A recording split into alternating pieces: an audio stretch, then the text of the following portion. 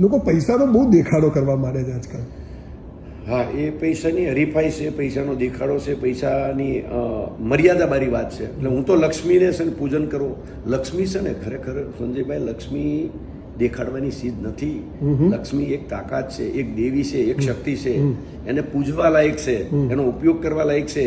દેખાડ માને કોઈ દી દેખાડી તમે? ના. વાઈફને કોઈ દી દેખાડી? કદી બતાવો. દીકરીને દેખાડી? ના. લક્ષ્મી છે આપણા ઘરની, આપણી ઇજ્જત છે, આપણી વેલ્યુ છે, એને પ્રમાણિકતાથી ઉપયોગ થાય.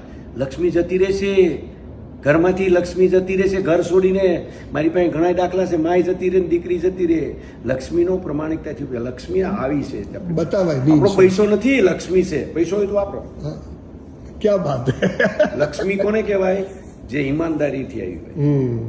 અને પૈસો આવે છે. હવે તમે ડોલર છે, પૈસો છે ને લક્ષ્મી છે, વોટેવર તમે શું સમજો છો એવો ઉપયોગ કરો છો. પણ તમને આટલા બધા પૈસા ભગવાને આપ્યા તો તમે શું માનો? તમે નસીબદાર છો અથવા ભગવાને તમારામાં કંઈક જોયું એટલે આપ્યા? તમે શું માનો? તમને ભગવાને લક્ષ્મી કેમ આપી આટલી બધી? હું તો એમ માનું છું કે મને વહીવટ કરવા સારો આપી છે, અને હું લક્ષ્મીનો જ્યાં સુધી સારો વહીવટ કરીશ ત્યાં સુધી લક્ષ્મી મારી પાસે